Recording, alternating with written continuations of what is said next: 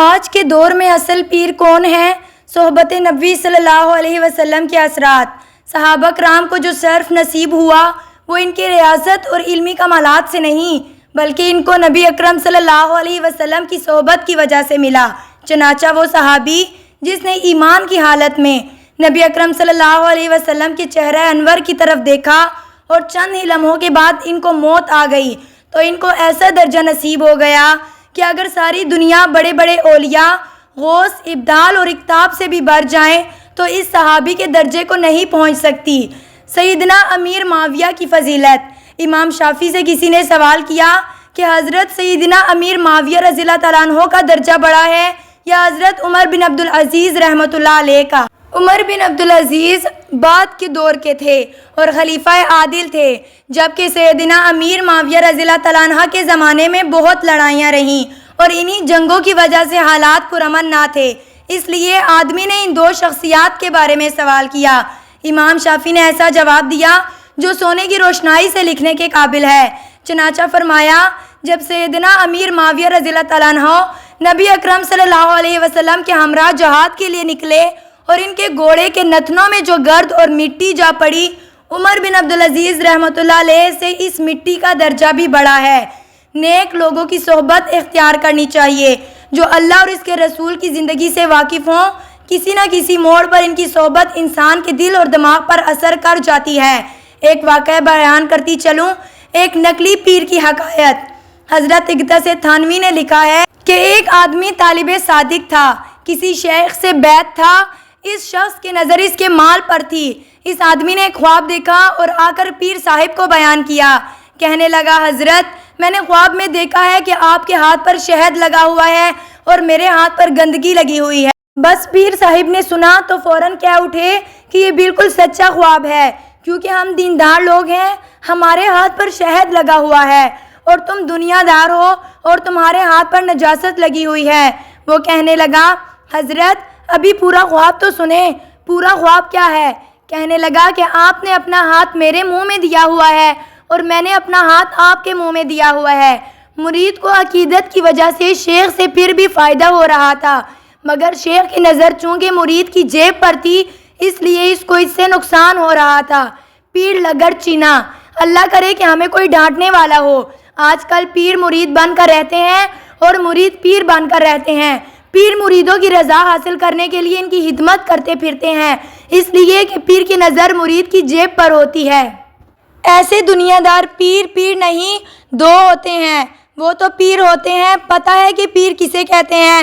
پیر درد کو کہتے ہیں۔ پیر ککڑ چیر وہ پیر نہیں ہوتے بلکہ کلنک کا ٹیکا، بدنامی کا دبا ہوتے ہیں، جنہوں نے اصل پیروں کو بھی بدنام کر رکھا ہے۔ مرید کی ڈانٹ ڈپٹ کیوں ضروری ہے؟ آج کے دور میں کاملین لوگ کہاں نظر آتے ہیں جو استغنا کے ساتھ بندے کو اللہ سے واصل کرنے کے لیے محنت کر رہے ہوں۔ اللہ کرے کہ ہم کاملین کی صحبت میں رہنے والے بن جائیں۔ شیخ کامل کی علامت یہ ہوتی ہے کہ وہ ڈانٹ ڈپٹ کرتا رہتا ہے۔ ہمارے حضرت رحمۃ اللہ علیہ فرماتے تھے، دب نہ ہو تو ادب پیدا نہیں ہوتا۔ جب ڈانٹ پڑتی ہے تو کئی دوست گھبرا جاتے ہیں، نہیں بلکہ اسے تریاق سمجھیں، کیونکہ مشائخ نے لکھا ہے کہ شیخ کی جس مرید پر زیادہ نظر ہوتی ہے وہ اس کی ڈانٹ ٹپٹ زیادہ کیا کرتا ہے۔ یہ ڈانٹ ٹپٹ کرنا شیخ کا منصب ہوتا ہے، اور آج کے پیر تو چپ شاہ بنے ہوئے ہوتے ہیں۔ مرید جو کچھ کرتے پھریں، سنت پر عمل ہو رہا ہو یا بدعت پر، پیر صاحب تو چپ کر کے بیٹھے ہوتے ہیں۔ کہتے ہیں، او جی شاہ صاحب تو پہنچے ہوئے ہیں۔ ہاں بیچارے پہنچے ہوئے ہوتے ہیں، مگر کہاں؟ جہنم میں یا جہالت کی تاریکیوں میں۔ ہمارے ہاں ایسی پیری مریدی نہیں ہوتی۔ ہمارے ہاں ڈانٹ ٹپٹ اور دین سیکھنے سکھانے کا نام پیری مریدی ہے۔ شیخ کا منصب ایسا ہوتا ہے کہ جس میں ڈانٹنا اور کہنا ضروری ہوتا ہے۔ اگر جرا کسی کو نشتر لگائے تو وہ ظلم نہیں ہوتا بلکہ وہ عین پیار ہوتا ہے، شفقت اور رحمت ہوتی ہے۔ گویا لوگ نشتر بھی لگواتے ہیں اور شفایاب ہو کر اس طبیب کو دوا بھی دیا کرتے ہیں۔ شیخ کی ڈانٹ ٹپر بھی اسی نشتر کی مانند ہوتی ہے جس سے بندے کے جسم کے ناسور کا گندا مواد نکالا جاتا ہے۔ ڈانٹتے وقت مشائخ کی کیفیت۔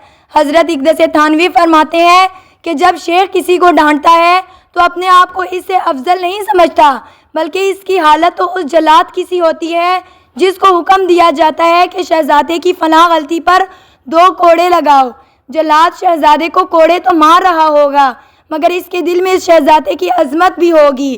شیخ 2 اس احساس سے ڈانٹتے ہیں کہ جیسے کسی خوبصورت بچے نے اپنے چہرے پر مٹی لگا لی ہے، اب اس کو دھو دیں گے تو اندر سے چمکتا ہوا چہرہ نکل آئے گا۔ پیر اور مولوی کے ہونٹوں کا سمٹ۔ ایک عجیب بات سنیں کہ حلوہ پیر اور مولوی کے ہونٹوں کا سمٹ ہے، یعنی جو پیر حلوے کھائے گا وہ مریدوں کی کیا اصلاح کرے گا، جو مولوی حلوے کھائے گا وہ لوگوں کو کیا دین سکھائے گا، وہ تو لوگوں کی رضا کے مطابق ان کو مسائل بتائے گا۔ ہمارے مشائخ کا یہی تو اعزاز ہے کہ انہوں نے حلووں پر نہیں بلکہ اللہ تعالیٰ کے جلووں پر نظر رکھی ہے، دنیا کے طالب نہیں بلکہ وہ اللہ تعالیٰ کے طالب بن کر رہے ہیں، کیونکہ انہیں معلوم تھا کہ دنیا کی حقیقت کیا ہے۔ چنانچہ حضرت علی رضی اللہ تعالیٰ عنہ سے روایت ہے، فرماتے ہیں دنیا مردار ہے، جو اس کا طلبگار ہوگا وہ کتوں کے میل جول پر صبر کرے گا۔ لمحہ فکریہ۔ میرے دوستو، آپ حضرات اپنے اوقات کی حفاظت کیجئے، یہ 2-4 دن میرے اور آپ کے لیے سرمایہ بن جائیں گے، اگرچہ تھوڑے سے دن ہیں مگر فرق نہیں پڑتا ہے تو صحیح۔